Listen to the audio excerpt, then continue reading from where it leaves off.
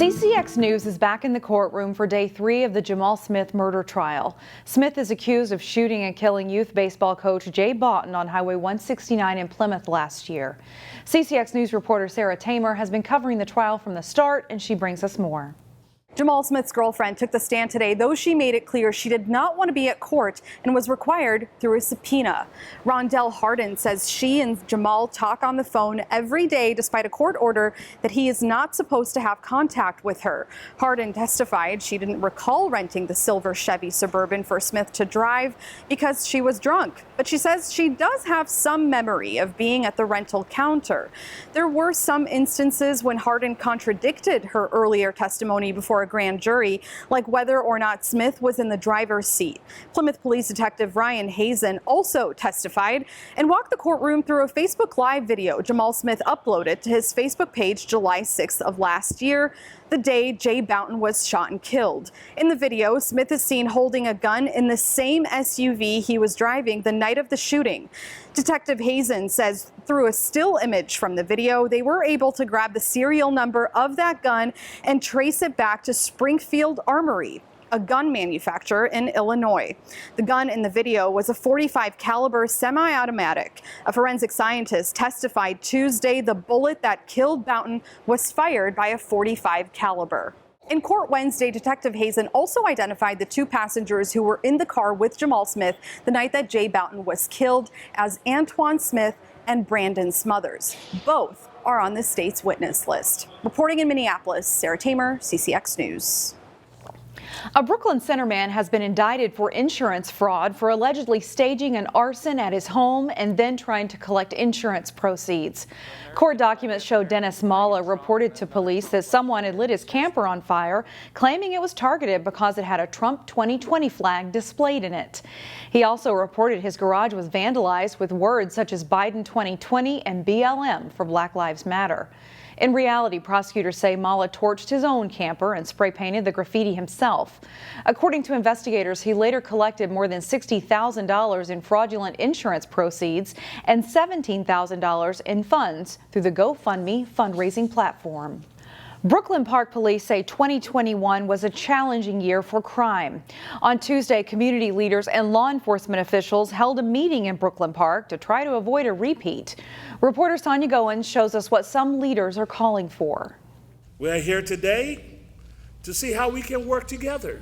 Church leaders, police, and the public gathered at Ebenezer Community Church in Brooklyn Park for a frank discussion on violent crime. It's getting worse. Bishop Harding Smith organized the event. He says he's concerned this summer will be a repeat of last year, where violent crime was at an all-time high in some areas. You hear of mass shootings, you hear of carjackings, you hear of communities that people just sick and tired of all of the lawlessness going on. I wouldn't say it's getting worse. Actually, we're seeing evidence in key places that were really bad last year. We've made a difference. Interim Brooklyn Park Police Chief Mark Bruley says 63rd and Zane was a hot spot for crime last summer. Things have improved since the group Minnesota Acts Now has been patrolling the area. 63rd and Zane, Yates and the Drive, Brooklyn Boulevard and Regent were key areas where we were having significant violence daily, and now it is almost absent of any violence. It's just unnecessary. These weapons of war out here, we've got to stop them. State Attorney General Keith Ellison was also on hand. He says one solution would be to regulate the availability of guns and crack down on illegal purchases. We might be different colors and live in different places, but we're unified in the fact that these guns are literally killing us. And law enforcement officials say they're seeing a trend they haven't seen before. People are buying equipment to turn pistols into fully automatic machine guns. It is illegal in the United States to possess a machine gun. And they're all over our community. Meanwhile, some people called on law enforcement to be tougher on the criminals. We need to take a drastic action that will make people who commit this crime to stop. Crystal resident Michael Maulu says he wants to see better communication between police and the public, especially among people of color. The way in which I'm approached, it is intimidating. Police say they can't fix the violence on their own. They need help from the community. We are all trying to find a way. We're trying to share ideas. We're trying to educate each other, put our best foot forward. In Brooklyn Park, Sonia Goins, CCX News. More Minnesota schools will receive funds to increase safety for children getting on and off school buses. Schools, including a couple in the northwest suburbs and transportation companies, will receive state funds to install stop-arm camera systems. New Millennium Academy in Brooklyn Center, Prairie Seeds Academy in Brooklyn Park, and Golden Valley-based Lake Country Transportation are among the entities that will receive funds for cameras to help bus drivers catch violators. It's illegal for drivers to keep going when a bus stop arm is fully extended. Drivers must stop at least 20 feet from a school bus that is displaying flashing red lights or a stop arm. Visitors to the Minnesota State Fair next month will have an opportunity to eat a delicious treat normally only found at a Crystal ice cream shop. So this one's passion fruit, this is strawberry, and those two are water-based. And then we have bubble gum, pecan, Oreo, and pistachio. This week, the Minnesota State Fair released its list of new foods that fairgoers can enjoy this year. And Crystal's own La Michoacana Rose made the list. The dessert shop along Bass Lake Road will offer paletas at the Hamlin Church Dining Hall. A paleta is a Mexican frozen treat that's usually made with fruit and mixed with milk. And like all good fair food, it comes on a stick. But it is a big deal. You know, if you're from Minnesota, you grew up in Minnesota, it's like the State Fair is a big deal. So it is really exciting. La Michoacana Rose is also debuting a new birthday cake paleta at the State Fair in honor of the Hamlin Church Dining Hall's 125th year at the fair.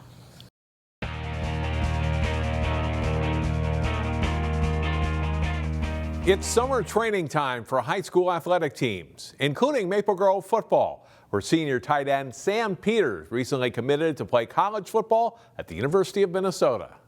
When they offered, they showed a lot of love, and it's just really great to see that. So it wasn't a hard decision to choose the Gophers pretty much right away.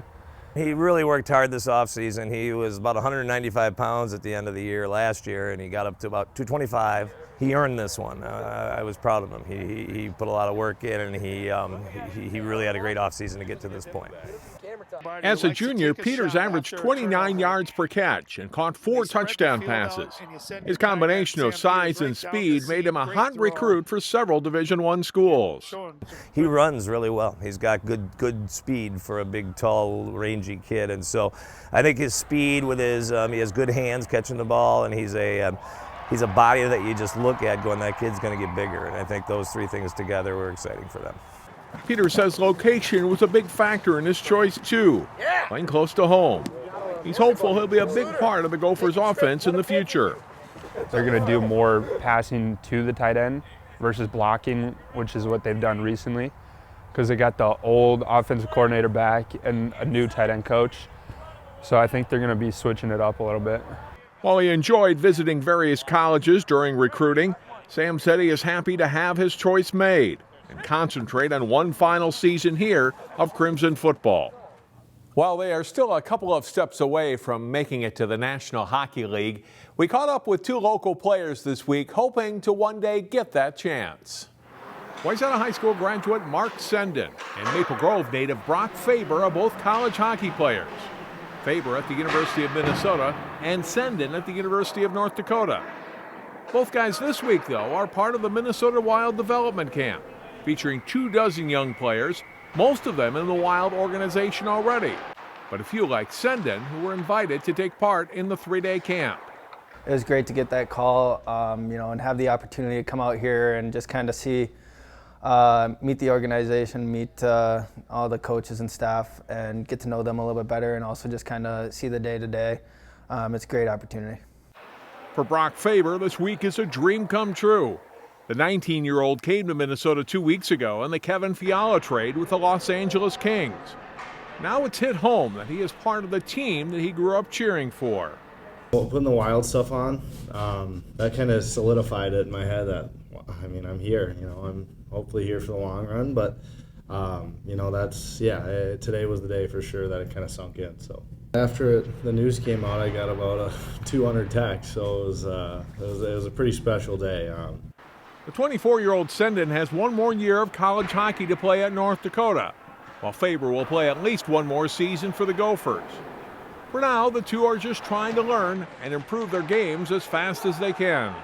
Just kind of to get better. Obviously it's a development camp, so it's, that's kind of what you're here for, is just to work on getting better. And obviously for me, just kind of getting here to, meet some guys, get to know the staff, the development guys, and then other prospects here. So just learn as much as I can, obviously from the coaching staff on the ice and also off the ice, and just kind of soak up everything I can that they have to share with us, and then also, obviously perform on the ice and perform off the ice. While Faber is already part of the Wild, Senden is hoping this is a stepping stone to professional hockey and perhaps an invite back to development camp next summer.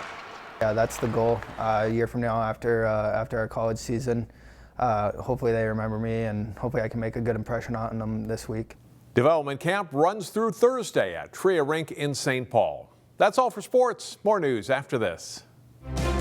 Find more prep sports games and highlights at ccxmedia.org and follow us on social media.